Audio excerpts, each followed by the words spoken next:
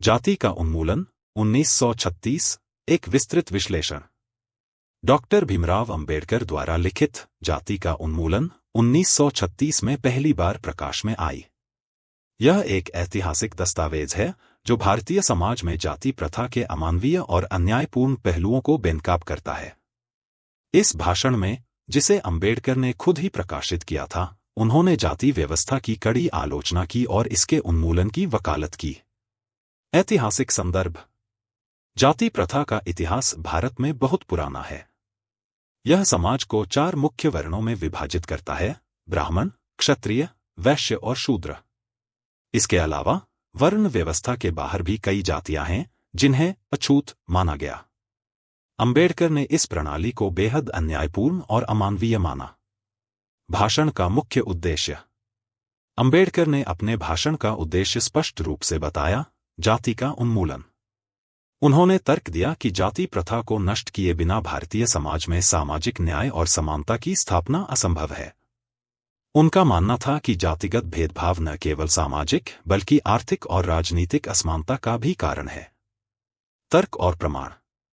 अंबेडकर ने अपने तर्क को मजबूत बनाने के लिए कई प्रमाण प्रस्तुत किए।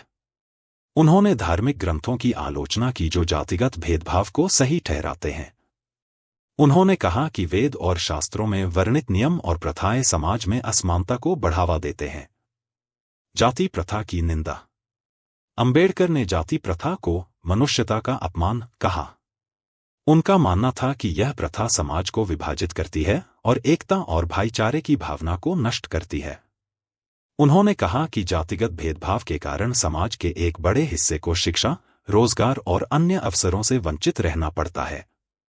सुधारों की आवश्यकता। अंबेडकर ने जोर देकर कहा कि जाति प्रथा को समाप्त करने के लिए सामाजिक सुधार आवश्यक है। उन्होंने कहा कि सामाजिक जागरूकता, शिक्षा और कानून के माध्यम से इस प्रथा का उन्मूलन संभव है। उन्होंने सामाजिक सुधारकों और जनता से अपील की कि वे जातिगत भेदभाव के खिलाफ संघर्ष करें। शिक्षा और जागरूकता। अंबेडकर ने शिक्षा को जातिगत भेदभाव समाप्त करने का एक महत्वपूर्ण साधन माना। उन्होंने कहा कि शिक्षा के माध्यम से लोग अपने अधिकारों और कर्तव्यों के प्रति जागरूक हो सकते हैं। उन्होंने दलितों और पिछड़ी जातियों को शिक्षा का महत्व समझाया और उन्हें शिक्षित होने के लिए प्रेरित किया। धर्म और जाति। अंबेडकर ने हिंदू धर्म की कड़ी आलोचना की। उन्होंने कहा कि हिंदू धर्म के धार्मिक ग्रंथ और शास्त्र जातिगत भेदभाव को सही ठहराते हैं और इसे बढ़ावा देते हैं। उन्होंने सुझाव दिया कि जाति प्रथा के उन्मूलन के लिए धर्म में सुधार आवश्यक है। उन्होंने समाज के पुनर्निर्माण के लिए धर्म और धार्मिक प्रथाओं के पुनर्मूल्यांकन की आवश्यकता पर बल दिया। सामाजिक और राजनीतिक आंदोलन। अंबेडकर ने सामाजिक और राजनीतिक आंदोलनों के माध्यम से भी जाति प्रथा के उन्मूलन की वकालत की। उन्होंने दलितों और पिछड़ी जातियों के लिए समान अधिकारों और अवसरों की मांग की। उन्होंने कहा कि बिना सामाजिक और राजनीतिक संघर्ष के जातिगत भेदभाव को समाप्त करना असंभव है। लोकतंत्र और समानता।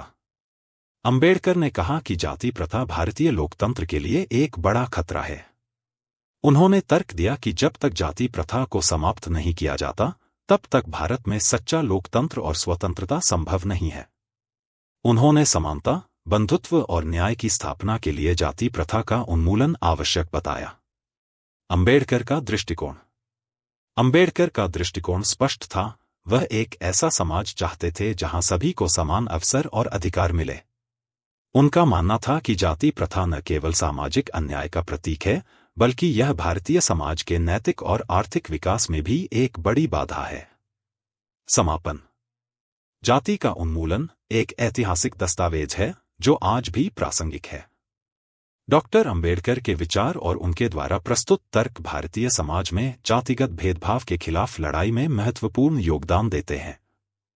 यह रचना हमें सामाजिक न्याय, समानता और बंधुत्व के महत्व को समझने के लिए प्रेरित करती है। डॉक्टर अंबेडकर का यह भाषण न केवल एक सामाजिक सुधार का आह्वान है, बल्कि यह एक बेहतर और न्यायपूर्ण समाज की दिशा में एक महत्वपूर्ण कदम भी है। इस प्रकार जाति का उन्मूलन भारतीय समाज में सामाजिक न्याय और समानता की स्थापना के लिए एक महत्वपूर्ण कृति है, जो हमें जातिगत भेदभाव के खिलाफ संघर्ष करने के लिए प्रेरित करती है। यह हमें याद दिलाती है कि जब तक जातिगत भेदभाव को समाप्त नहीं किया जाता, तब तक समाज में सच्ची स्वतंत्रता और लोकतंत्र की स्थापना संभव नहीं है।